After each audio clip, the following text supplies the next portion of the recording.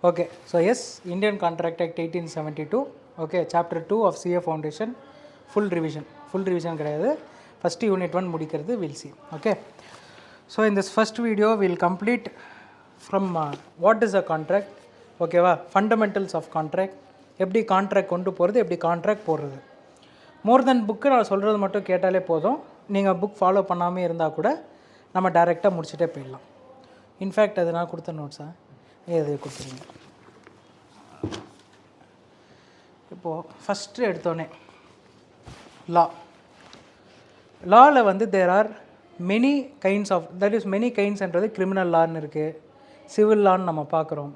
அதில் நம்ம பார்க்குற கேட்டகரின்றது வந்து business law. Types of law என்ன இருக்குது, எங்கெங்கே நம்ம அந்த லாவை பார்க்க போகிறோம், அதெல்லாமே நம்ம எங்கே பார்ப்போம், அதெல்லாமே டைப்ஸ் ஆஃப் லா, அதெல்லாமே இந்தியன் ரெகுலேட்டரி ஃப்ரேம் ஒர்க்னு ஃபஸ்ட்டு சாப்டர் இருக்குது, ஓகேவா. அதில் will be see. But now we are in second chapter, which is called as Indian Contract Act 1872. Before getting into this act, we have to understand that ஒரு ஆக்ட்ன்றது கொண்டு வர்றதுக்கு முன்னாடி there are three main bodies in a country.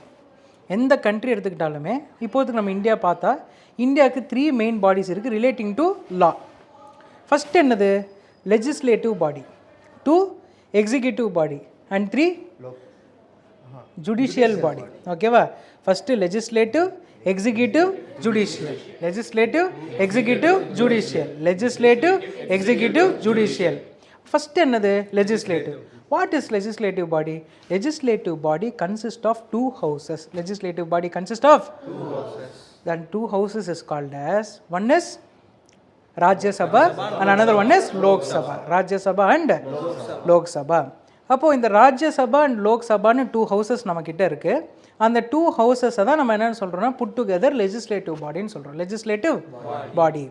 இப்போ இந்த legislative பாடி தான் என்ன பண்ணுவாங்கன்னா, இன்றைக்கி நம்ம பார்க்கக்கூடிய Indian contract act, sale of goods act, partnership act, negotiable instrument act, whatever the act we are seeing now, all those acts are enacted by whom அப்படின்னு கேட்டால் லெஜிஸ்லேட்டிவ் பாடி. யாரால? Legislative body. அப்போ legislative பாடியோட value என்ன, அவங்களுக்கு மக்களுக்கு என்னென்ன சட்டம் கொண்டு வரணும்னு பார்த்து சட்டத்தை கொண்டு வர்றது தான் லெஜிஸ்லேட்டிவ் பாடியோட வேலை. அப்போது லெஜிஸ்லேட்டிவ் பாடிக்குள்ளே 2 houses இருக்குதுன்னு சொன்னேன், லோக்சபா, ராஜ்யசபா. ஒரு ஆக்டை கொண்டு வர்றதுக்கு முன்னாடி ஃபஸ்ட்டு அது அவங்க என்னென்னு வச்சுருப்பாங்கன்னா டிராஃப்ட்னு வச்சுருப்பாங்க. என்னென்னு வச்சுருப்பாங்க? டிராஃப்ட். Kindly repeat, draft. இப்போ நம்ம வாட்ஸ்அப்பில் மெசேஜ் பண்ணுறோம், வாட்ஸ்அப்பில் மெசேஜ் பண்ணிட்டு அனுப்பாமல் இருந்தால் அது என்னன்னு சொல்லுவாங்க? டிராஃப்ட்.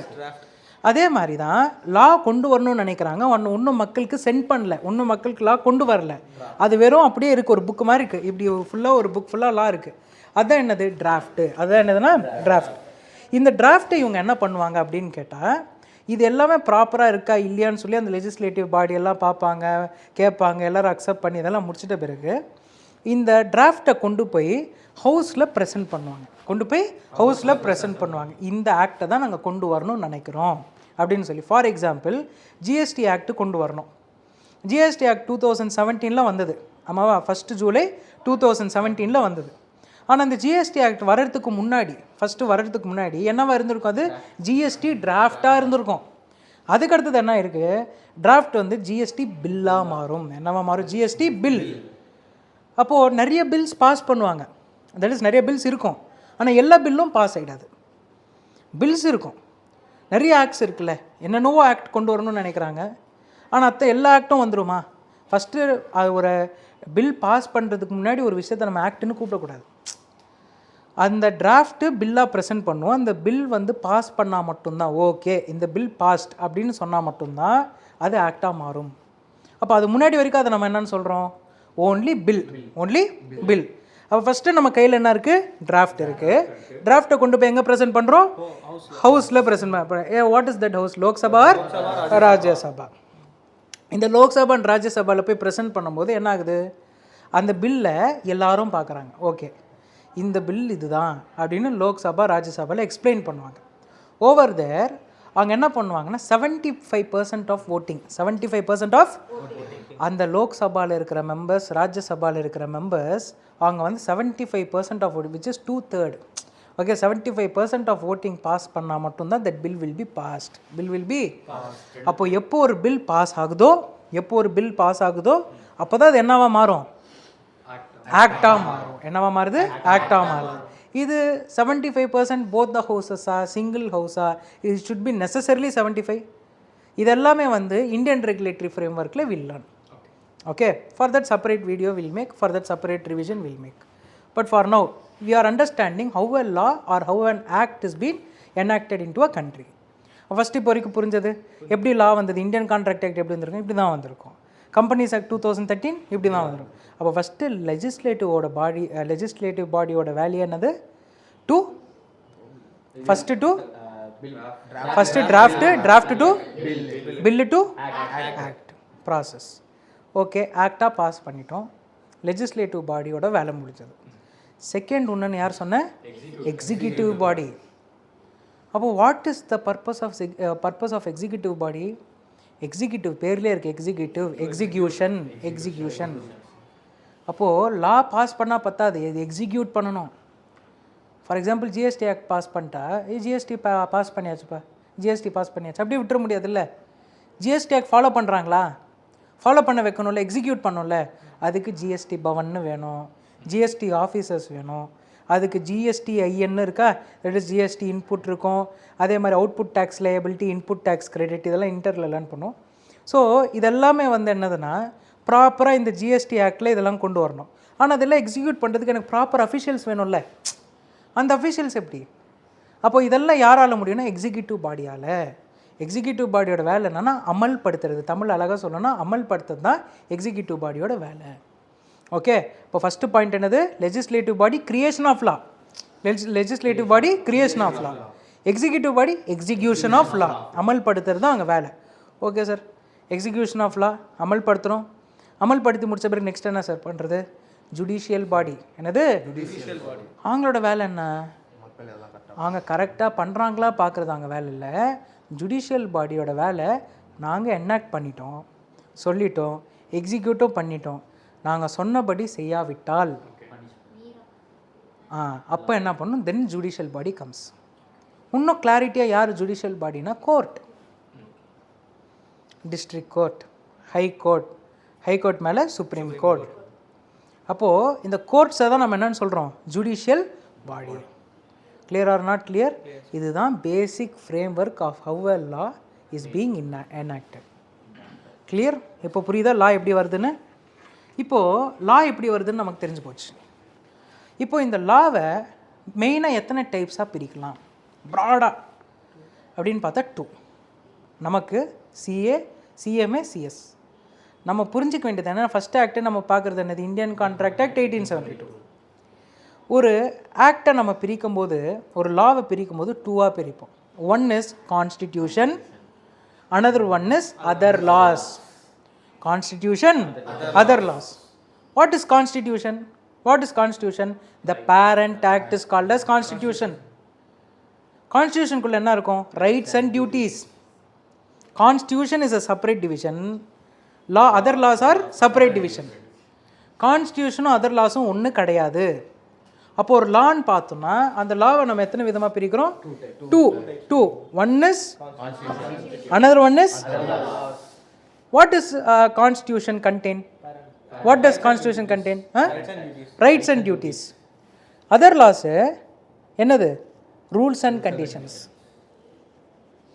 First constitution முடிச்சிடலாம். Constitution is the parent act. Constitution is called as நாளைக்கு கேட்குறாங்க parent actனு எதுக்கு சொல்லுவோம்? கான்ஸ்டியூஷன் குன்னர் பேர் என்னது? parent act or parent law. ஏன் அப்படின்னா அந்த கான்ஸ்டியூஷனை தாண்டி தான் எந்த ஆக்டாக இருந்தாலும் இந்தியாவில் வரணும். அப்போ கான்ஸ்டியூஷன் என்ன சார் பண்ணோம்? கான்ஸ்டியூஷனை எப்படி பிரிப்போம்னா ஆர்டிக்கலாக பிரிப்போம். Constitution will be divided into articles, number of ஆர்டிகல்ஸாக பிரிப்போம். அந்த கான்ஸ்டியூஷன் ஆர்டிக்கலாக பிரித்து டிவைட் பண்ணோம். Okay, article number 1, article number 2, article number 3. அப்போ கான்ஸ்டியூஷன் மெயின் ஜாப் நான் ஆல்ரெடி சொன்ன மாதிரி ரைட்ஸ் அண்ட் எல்லா மனுஷனுமே equal. Right to education, right to speech. இப்போ இதெல்லாமே என்னது? இதெல்லாம் rights. Wherever there is rights there is also duty. படிக்கிறது ரைட் டு எஜுகேஷன். ஆனால் படிக்கிற படிப்பை பேட் திங்ஸ்க்காக யூஸ் பண்ணக்கூடாது, டியூட்டி. அப்போ ஒரு கான்ஸ்டியூஷனில் நமக்கு ரைட்ஸும் இருக்கும், அப்போ ரைட்ஸ் அண்ட் டியூட்டிஸ் ரெண்டுமே இருக்கிறது என்னதுன்னா constitution. Okay, point number 1 clear. Constitution ஒரு பக்கம் இருக்கட்டும், இன்னொரு பக்கம் வரலாம். என்னது? Other law. That is where our portion starts. இந்த அதர் லாவில் தான் என்ன பண்ணுறோம்? அதர் லானா apart from constitution everything is called as other laws. Any other things, any other law apart from constitution is called as other law. This constitution, this other law can be divided into many acts. Yes or no? நம்மளோட போர்ஷன்லேயே பார்த்துக்கிட்டோம்னா என்னென்ன இருக்குது? Indian contract act, 1872, partnership act, sale of goods act, companies act, என்ன negotiable instrument act, LLP act, that is limited liability partnership act. நம்ம அப்படியே inter போனோன்னா income tax act, GST act, labourers act இருக்குது CMA உங்களுக்குலாம். ஓகேவா? இப்போ இதெல்லாம் இருக்குது. எஸ், கரெக்டாக இல்லையா? அப்போ இதெல்லாமே என்னது? செபி ஆக்ட் படிப்பீங்க நீங்கள். இதெல்லாம் என்னது? Types of acts. அப்போது என்னன்னு பார்க்கணுன்னா, இங்கே எப்படி கான்ஸ்டியூஷன் ஆர்டிக்கலாக பிரித்தோமோ அதே மாதிரி அதர் லாஸை என்னன்னு பிரிக்கிறோம்? ஆக்டாக பிரிக்கிறோம். கான்ஸ்டியூஷன் எப்படி பிரிக்கிறோமோ இந்த இடத்துல லாவை ஆக்டாக பிரிக்கிறோம். என்ன லாவை? அதர் லாவை ஆக்டாக பிரிக்கிறோம். அதில் ஒன் ஆஃப் தி டிவிஷன் நம்ம என்ன பார்க்குறோம்? Indian contract act 1872. This is the broad introduction to the act. இது வரைக்கும் clarity இருக்கா? Now, what is the purpose of Indian Contract Act 1872? That is the question. What is the purpose of Indian Contract Act? And before learning anything, we have to know purpose. Why should we learn Indian Contract Act, which was drafted in 1872? 1872 எனக்கு வந்திருக்கிற act 2026 வரப்போகுது. Yes or no? And now we are studying it. அப்போ எவ்வளோ எஃபிஷியண்ட்டாக அந்த act இருக்குது. அப்போது what is the purpose of Indian contract ஆக்ட்னா, இந்தியாவுக்குள்ளே தினசரி நம்ம வாழ்க்கையில் போடக்கூடிய எல்லா அக்ரிமெண்ட்ஸையும் கான்ட்ராக்ட்ஸையும் இப்படி தான் போடணும்னு ரெகுலேட் பண்ணக்கூடிய ஒரு ஆக்ட் தான் இந்தியன் கான்ட்ராக்ட் ஆக்ட் 1872. ஓகே, அப்போ இந்தியாவில் போடக்கூடிய எல்லா கான்ட்ராக்ட்ஸுக்குமே யார் ரெஸ்பான்சிபிள்? யார் ரெகுலேட் பண்ணுறா? Indian contract act 1872. நம்ம எதை ஃபாலோ பண்ணோம்? Indian contract act 1872. இதுதான் பாயிண்ட் நம்பர் 1. ஓகே, இப்போ இந்தியன் கான்ட்ராக்ட் ஆக்ட் அன்னு நம்ம பார்க்குறோம். என்ன கான்ட்ராக்ட்ஸை இந்தியன் கான்ட்ராக்ட் ஆக்ட் டீல் பண்ணுது? என்ன கான்ட்ராக்ட்ஸை இந்தியன் கான்ட்ராக்ட் ஆக்ட் டீல் பண்ணு? பாருங்கள், இது வரைக்கும் நான் வந்து புக்கு பிரகாரம் இப்படி தான் போகணுன்னு நான் போகல. இதுதான் ஆர்டர், இப்படி தான் வரணும். புரியுதா? யாருக்கும் எந்த கன்ஃபியூஷன் இல்லைல்ல? நீங்கள் பாருங்கள். அப்போது ஃபஸ்ட்டு நம்ம என்ன பார்க்குறோம்? இந்தியன் கான்ட்ராக்ட் ஆக்ட் 1872 இருக்குது. இந்தியன் கான்ட்ராக்ட் ஆக்ட் 1872 நெக்ஸ்ட் என்ன வரும்? இந்தியன் கான்ட்ராக்ட் ஆக்ட் 1872 கீழே எந்த கான்ட்ராக்டை அது டீல் பண்ணோம்? ஏன்னா there are many type of contracts. Marriage contracts are there. Yes or no? கிஃப்ட்டுக்கு போடுறோம் கான்ட்ராக்ட்ஸ், சேல் கான்ட்ராக்ட்ஸ் இருக்குது, பிளெட்ஜு ஒரு டைப் ஆஃப் கான்ட்ராக்ட், டெட்டு வாங்குகிறோம், கடன் வாங்குகிறோம், லோன், இதெல்லாமே டைப்ஸ் ஆஃப் கான்ட்ராக்ட்ஸ். அப்போது இதெல்லாமே எது கீழே வரும்? எந்த கான்ட்ராக்ட்ஸ் டீல் பண்ணோம்? இப்போ ஃபார் எக்ஸாம்பிள் ஆகாஷ் இருக்கான். ஆகாஷோட அப்பா என்ன சொல்லிட்டாருன்னா, நீ சிஏ பாஸ் பண்ணு, சிஎம்ஏ ஃபவுண்டேஷன் பாஸ் பண்ணால் உனக்கு வந்து நான் என்ன பண்ணுறேன்? ஐஃபோன் கிஃப்ட் பண்ணுறேன். பாஸ் பண்ண உடனே அவங்க அப்பா வந்து சொல்கிறாரு, சும்மா சொன்னப்பா நீ பாஸ் பண்ணணும்னு. ஆகாஷ் என்ன பண்ணுறான்னா, எனக்கும் லா தெரியும்னு சொல்லி பண்ண மாட்டான். பட் ஆகாஷ் போய் சொல்ல, எனக்கும் லா தெரியும், நான் பார்த்துக்கிறேன் அப்படின்ட்டு நேரம் எங்கே போனேன்னா கோர்ட்டுக்கு போயிட்டான். My father is vindictive. Okay, my father promised me to buy an iPhone in the case if I passed CA or CMA. I passed, ஆனால் எனக்கு ஒன்றும் வரல phone. Court will happily say, எது கீழேப்பா? எந்த ஆக்டுக்கு கீழே? எந்த ஆக்டுக்கு கீழே நீங்கள் அதை கூட்டிகிட்டு வரணும்னு நினைக்கிறீங்க? இந்தியன் கான்ட்ராக்ட் ஆக்ட் 1872 கண் தொடச்சிட்டே சொல்கிறான். அதுக்கு அவர் சொல்கிறாரு, அதான் நான் சொல்ல வரேன். ஓகேவா? அப்போ இதுக்கு என்ன ஆன்சர்னா, இது சோஷியல் அக்ரிமெண்ட். இது என்ன அக்ரிமெண்ட்? அப்போது ஒரு கான்ட்ராக்ட்ஸை டூ டைப்ஸை டிவைட் பண்ணலாம். One, those are social agreements, and another time as legal contracts. Social agreements, legal contracts. Social agreements, legal contracts. Social agreements, legal contracts. First என்ன இருக்கு? Social agreements. First one என்னது? Social agreements. அப்போ social agreements are agreements where it is related to a family. Where it is related to a family. Family. இப்போ ஆகாஷோட கேஸில் என்னாச்சு? அங்கே ஆமாம். அப்போ அது சோஷியல் அக்ரிமெண்ட்டு லீகல் கான்ட்ராக்டா? சோஷியல் ஆமாம். உனக்கு மட்டும் அந்த மாதிரி ஆயிடுச்சுன்னு காட்ட sir. Okay sir, social agreement. ஆமாம் ஆமாம். ஒன் ஆஃப் மை ஸ்டூடெண்ட்ஸ் இப்படி தான் போட்டு சைன்லாம் வாங்கினான். நான் அப்போவே சொன்னேன், இங்கே பாடுறேன் இதெல்லாம் வந்து செட் ஆகாது, உண்மையும் கிடையாது, நீ ஒன்றும் பண்ண முடியாதுன்னா, இல்லை சார் என் ட்ரெயின் நான் பண்ணுறேன், ஒன்றும் பண்ண முடியல. ஏன்னா அதெல்லாம் என்னது சோஷியல் அக்ரிமெண்ட்ஸ். யாரோ கிடையாது, செல்வா, டேஷ் பேர் வந்து செல்வ கணேஷ். ஓகேவா? ஸோ அவன் வந்து என்னென்னா அவனும் சிஏ ஸ்டூடெண்ட் தான். சொல்கிறேன், அது வந்து இப்போ தான் சேர்ந்துருக்கான், அக்கௌண்ட்ஸ் தான் பார்க்க ஆரம்பிச்சிருக்கோம் சிஏக்கு. இவர் அதுக்குள்ளே எனக்கு லா எல்லாம் தெரியுன்ற மாதிரி போய் நான் கான்ட்ராக்ட் போட்டேன், இல்லைன்னா டேமேஜஸ்ன்ற மாதிரி. ஓகே, அதெல்லாம் பண்ண மாட்டான். பட் ஒரு இதுக்கு ஆனால் அவங்க அப்பா வாங்கி கொடுத்தாரா கடைசிக்கு? நோ. ஓகே, கட்டாயம் வாங்கி தர மாட்டாங்க. நீ என்ன பண்ணணும், வாங்கி தரணும். Yes sir no. அப்போ வந்து வாங்கி தர மாட்டான்னு சொல்லிட்டாரு. அப்போ அதுக்கெல்லாம் அவனால் போய் கோர்ட்டில் நிற்க முடியுமா? நோ. வை?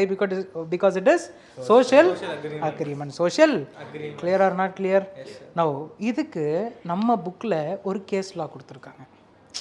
சோஷியல் அக்ரிமெண்ட்டையும் லீகல் கான்ட்ராக்டையும் ரெண்டுத்தையும் பிரிக்கிறதுக்குன்னு ஒரு கேஸ் லா நம்ம புக்கில் கொடுத்துருக்காங்க.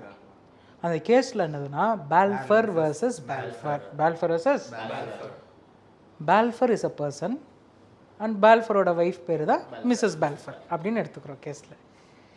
மிஸ்டர் பால்ஃபர் என்ன பண்ணிட்டாருன்னா, ஃபார் சர்டன் ரீசன்ஸ் அவர் வந்து ஊரில் இல்லாமல் வெளியே போகிறாரு வேலை விஷயமா. பால்ஃபர் என்ன பண்ணுறாருன்னா, மிஸ்ஸஸ் பால்ஃபர், அவர் மிஸ்ஸஸ் பால்ஃபர் அவர் ஒய்ஃப் அது.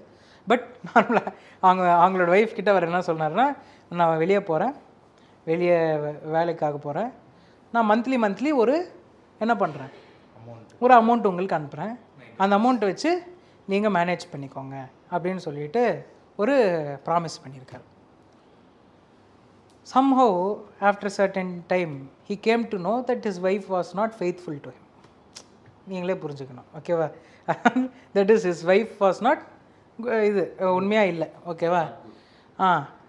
அப்படி நீங்கள் பாரு, நாட் ஃபெய்த்ஃபுல் அப்படின்னு தெரிஞ்சுக்கணுன்னு என்ன பண்ணிட்டாங்க உடனே அவர் யார், Balfour, Mr Balfour immediately stop sending money to Mrs Balfour.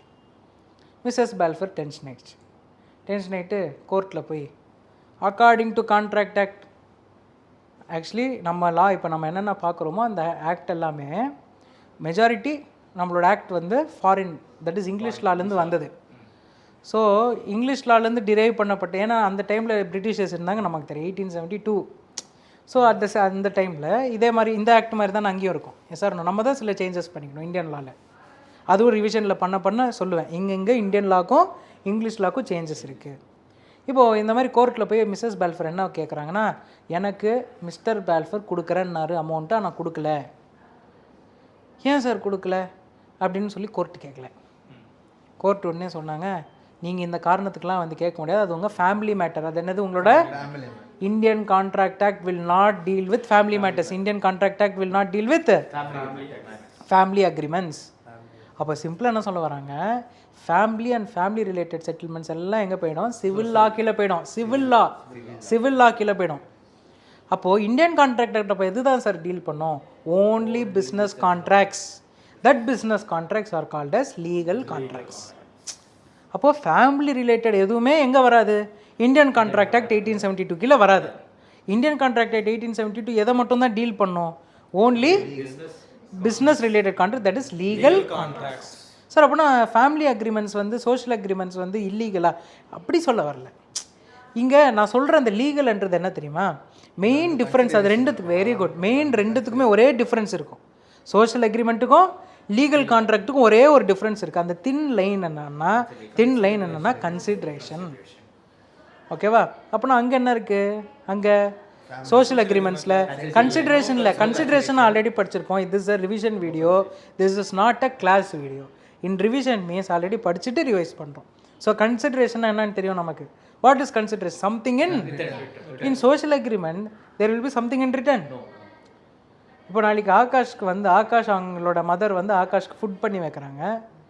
ஆகாஷோட mother வந்து she is doing out of pure love. Mothers வந்து எதிர்பார்த்தா பண்ணுறாங்க இல்லை. ஒரு ஃபுட்டு சாப்பிட்றோம், உங்களுக்கு ட்ரெஸ் வாங்கி தராங்க உங்கள் அப்பா வாங்கி கொடுத்தோடனே அந்த ட்ரெஸ் வந்து ஏதோ எதிர்பார்த்து வாங்குறாரா? நோ. அப்படின்னா அவர் எல்லாத்துக்கும் கணக்கு போட்டு வாங்கி தரோம், அப்படி பண்ணலையே. அப்போ என்னென்னா இதெல்லாம் social agreement. Something in return இருக்கா, உனக்கு நான் ஷர்ட் வாங்கி கொடுத்தேன்ல, இந்த ஷர்ட்டுக்கு நீ நாளைக்கு 500 ரூபா தரணும் அப்படின்னு பண்ணலையே. Yes sir no. அப்போ எங்களுக்கு என்ன தெரியுது, சோஷியல் அக்ரிமெண்ட்ஸில் சம்திங் இன் ரிட்டர்ன் இல்லை. In legal contracts there is something in return. That something in return may be kind or act or a promise. ஓகேவா? ஸோ அப்போது லீகல் கான்ட்ராக்ட்ஸை மட்டும்தான் Indian contract act 1872 Indian contract act 1872 எதை மட்டும்தான் deal பண்ணும்? Legal contracts. ஓகேவா? எதை deal பண்ணாது? டீல் பண்ணாது. அப்போது லீகல் கான்ட்ராக்ட்ஸு சோஷியல் அக்ரிமெண்ட்ஸ் ரெண்டுத்தையும் டிஃபர் பண்ணக்கூடிய அந்த சிங்கிள் ஸ்லிம் பாயிண்ட் என்ன? What is consideration? ஃபஸ்ட்டு இது கை தட்டிக்கோங்க. Very good, very good, very good, super. புரியுதா? நெக்ஸ்ட் இதுதான் பேசிக். இப்போ இறங்கலாம். Now we know what is contract act and contract act எதை டீல் பண்ணோன்னு நமக்கு தெரியும். எதை டீல் பண்ணோம்? Legal contract. இப்போ அந்த லீகல் கான்ட்ராக்ட்ஸ் உருவாக்குறதுக்கான ப்ராசஸ் என்ன? லீகல் கான்ட்ராக்ட்ஸ் உருவாக்குறதுக்கான லைனாக வரும். லீகல் கான்ட்ராக்ட் உருவாக்குறதுக்கான ப்ராசஸ் என்னென்னா, first offer or otherwise called as proposal. Offer or proposal. Offer or proposal. அப்போ offer or otherwise called as proposal. Offer or ப்ரப்போசலுக்கு அடுத்தது என்ன வரும்? Acceptance. Acceptance becomes promise becomes promise with consideration. Give agreement. Agreement with legal enforceability gives a contract. Correct? This is the process of forming a contract. First thing அப்போ நம்ம என்ன பார்க்கணும்? Offer. First thing என்ன பார்க்கணும்? Offer. Yes or no? So yes, first what is an offer? What is an offer? Okay, offer is nothing but, okay, first thing will learn. அப்படியே ஃப்ளோவாக போயிடலாம். Offer is nothing but when one person signifies his willingness to do abstain from doing something with a view to obtain the assent of the another, then he is said to make a proposal. இது தான் definition of a offer. நம்ம Indian contract act 1872 definition என்னென்னா, when one person signifies his willingness to do abstain from doing something with a view to obtain the assent of the assent, it is called as offer. Clear or not clear? Clear இல்லை, definition மட்டும்தான் சொன்னேன், கொண்டுடுவேன். Clear already இது பண்ணி. இப்போ நான் பாட்டு நான் கடைன்னு சொல்கிறேன், நீங்கள் அப்படியே புரிஞ்சு. ஃபஸ்ட்டு வந்து என்ன சொல்கிறாங்க, when one person signifies is willingness to do something. அப்போ ஃபஸ்ட்டு ஒரு பர்சன் அவரோட வில்லிங்னஸை தெரிவிக்கணும். என்னத்துக்கு? To do abstain from doing something. அதாவது என்னென்னா, to do positive, not to do negative. To do abstain from doing something and with a view to obtain the assent. What do you mean by assent? The word assent means acceptance. The word assent means acceptance. அப்போ இதுலேருந்து என்ன தெரியுது? First point என்னது? First ஒரு person வில்லிங்காக இருக்கணும் ஒரு விஷயத்தை பண்ணுறதுக்கு. ஆனால் அந்த என்ன பண்ணணும்னு நினைக்கிறாங்களோ அது வந்து பாசிட்டிவாக இருக்கணும். அந்த பாசிட்டிவாக நான் பண்ணணும் வில்லிங்னஸ் தெரிவிக்கும் போது எந்த மாதிரி ஒரு விஷயத்தோட பண்ணணும்? வில்லிங்னஸ், தட் இஸ் அக்செப்டன்ஸ் வாங்கணும் அப்படின்ற அந்த ஒரு மைண்ட் தாட்டோடு தான் போய் ஆஃபர் பண்ணணும். அப்போ இந்த மாதிரி இருந்தால் தான் அது ஆஃபர்னு சொல்கிறாங்க. அப்போ இதுலேயே நமக்கு ரூல்ஸ் ஆஃப் ஆஃபர் கவரேஜ் டெஃபினேஷன்லேயே பார்த்தீங்கன்னா ரூல்ஸ் ஆஃப் ஆஃபர் கவரேஜ். அப்போ சிம்பிளி வாட் இஸ் ஆஃபர் டெஃபினேஷன்லாம் ஒரு பக்கம் வச்சா ஒரு எக்ஸாம்பிள் எடுத்துக்கலாம். Example, A is a person, B is a person. Usual example, B has a house. அதான் every time B has a house. Now A wants to buy a house from B. A wants to buy a house from B. A என்ன பண்ணுறாரு? A போய் offer பண்ணுறாரு. Sir, A is going and offering, which means is proposing, is asking whom? Mr. B. That, sir, I am willing to buy your house. Is it positive act or negative act? Positive. A didn't go and ask, sir, I want to rob your house. A didn't tell, sir, I want to do கப்ஜா sir, உங்கள் வீடை வந்து நான் கப்ஜா பண்ணணும்னு நினைக்கிறேன். That is a negative act. What is asking, sir, I want to buy your house. Buy means he wants to give money and he wants to buy. இப்போ is willing to do abstain but not to do something. வேறு எதுவும் கிடையாது. With a view to obtain the assent. அந்த வீடு போய் வாங்கணும்னு நினச்சி தானே கேட்குறாங்க. வெறும் வெளியே மட்டும் பெருமைக்கு மட்டும் நான் வீடு வாங்கிக்கணும்னு நினைக்கிறேன். அப்போது அது ஆஃபர் கிடையாது. ரூல்ஸ் ஆஃப் ஆஃபர் நெக்ஸ்ட் இப்போ பார்ப்போம். அந்த ரூல்ஸ் ஆஃப் ஆஃபர் பார்க்கும்போதே உங்களுக்கு புரிஞ்சிடும். ஒரு ஆஃபர் நம்ம பண்ணுறோன்னா அந்த ஆஃபர் பண்ணும்போது பாயிண்ட் நம்பர் 1 நமக்கு என்ன தெரியுமா இருக்கணும்? ஆஃபர் பண்ணும்போது நம்ம இன்னொருத்தவங்களோட அக்செப்டன்ஸ் வாங்குகிற ஒரு இன்டென்ஷனோட தான் போனோம். போயிட்டு இல்லை எனக்கு வந்து அக்செப்டன்ஸ் தேவையில்லை அப்படின்னு பண்ணனா then that is not a offer. we are having a car which is not trending. We are offering to sell that car. Will anybody buy? அப்போது ஆஃபர் பண்ணும்போது அக்செப்டன்ஸ் வாங்குற மாதிரி இருக்கணும். All these things will be discussing in rules of offer. But first ஆஃபர்னு என்னென்னு புரிஞ்சிருச்சா? What is offer? A வந்து பிக்கு ஒரு ஆஃபர் கொடுத்துருக்காரு. What is that offer? A wants to buy a house from B. He don't know what is the rate. Sometimes he may also specify, sir, I am A, I want to purchase a house from B. I am A, I want to purchase a house from B. Okay sir, I am A, I want to purchase a house from B for 50 lakhs. For 50 lakhs. அப்போ so and so அமௌண்ட்டுக்கு நான் வந்து வாங்கணும், வீடு வாங்கணும் அப்படின்னு நினைக்கிறது அதுதான் என்னது? Offer. That is called as offer. அப்போ ஆஃபர் இந்த இடத்துல புரிஞ்சிருச்சா வாட் இஸ் ஆஃபர்னு சொல்லி?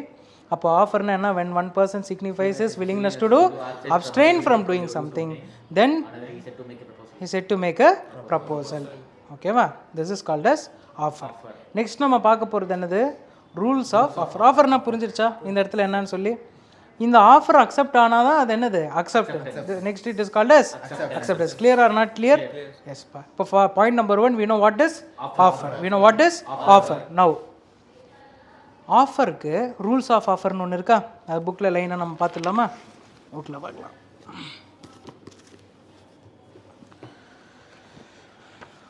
நான் சொல்கிற அதே ஆர்டரில் நம்ம போயிடலாம். Okay,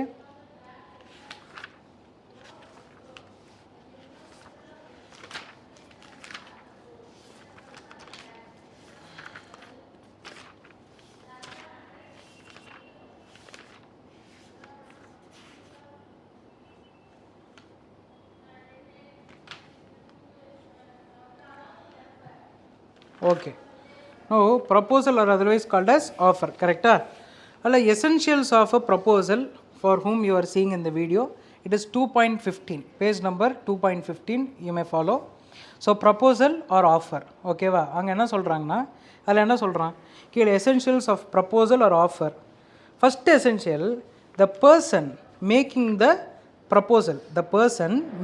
proposal or offer is called the promisor or offerer. யார் அந்த ப்ரப்போசல் பண்ணுறாங்களோ அந்த ப்ரப்போசல் பண்ணுறவங்கள என்னன்னு கூப்பிட்றோம் நம்ம? Promisor or offeror. அப்போ ப்ராமிசார்னு கூடும், or else will be calling them as offeror. அப்போ இதுதான் பாயிண்ட் நம்பர் 1. இதில் எக்ஸ்பிளைன் பண்ணுறதுக்கு வேறு இல்லை. யார் ஆஃபர் பண்ணுறாங்களோ அவங்க ஆஃபரர், யாருக்கு அந்த ஆஃபர் பண்ணப்படுதோ அவங்க. Point number 1 clear? Now point number 2. For a valid offer, the party making it must express his willingness to do or not to do something.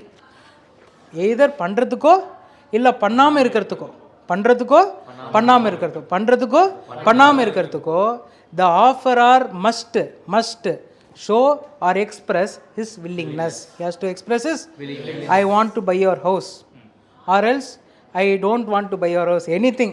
But he has to express something, either to do or not to do something. Either to do or not to do something. That is point number 2. What is point number 1? What is point number 1?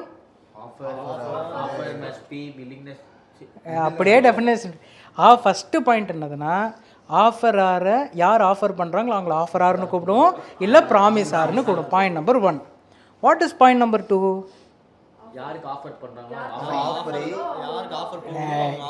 First point யார் offer பண்ணுறாங்களோ அவங்க தான் ஆஃபரார்.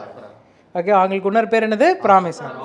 Point number 2, நம்ம பண்ணுற offer that is to do or not to do something express பண்ணணும், வில்லிங்னஸை express பண்ணணும். That is point number 2. இப்போ சொல்லுங்கள் பாயிண்ட் நம்பர் 1 என்னது? Very good. Point number 2,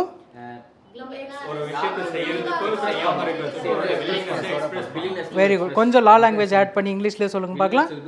We have to express our willingness to do or not to do something. Very good, very good. புரியுதா? Now point number 3. Point number 3 என்ன சொல்கிறான் பையன்? Point number 3 என்ன சொல்கிறான்னா, standing or continuing or open offer. Standing or continuing or open offer. Standing ஆஃபர்னா என்ன? Offer பண்ணிவிட்டு ஒரு டைம் வச்சுருப்போம், அது ஸ்டாண்டிங் ஆஃபர். ஓப்பன் ஆஃபர், ஒரு ஆஃபர் ஓப்பனில் இருக்குது, anybody can come and accept. ஒன்று என்னென்னு சொல்லியிருக்கான்? Continuing offer. ஆஃபர் இருக்குது, ஆஃபர் கண்டினியூ ஆகிட்டே இருக்குது, continuing offer. There is nothing much to learn here. Let's get into the main part which is the essentials of valid offer. Essentials of valid offer. Okay, இப்போ வரைக்கும் நம்ம பார்த்தது என்னென்னா what is offer பார்த்தோம். அது என்னது section 2A. See again I am telling section is not at all important while writing the exam. Section is not at all important. But sections தெரிஞ்சு வச்சுக்க நல்லதானா நல்லது. But it is not a compulsion to learn the sections. Section numbers. ஓகேவா? S. Close பண்ணு.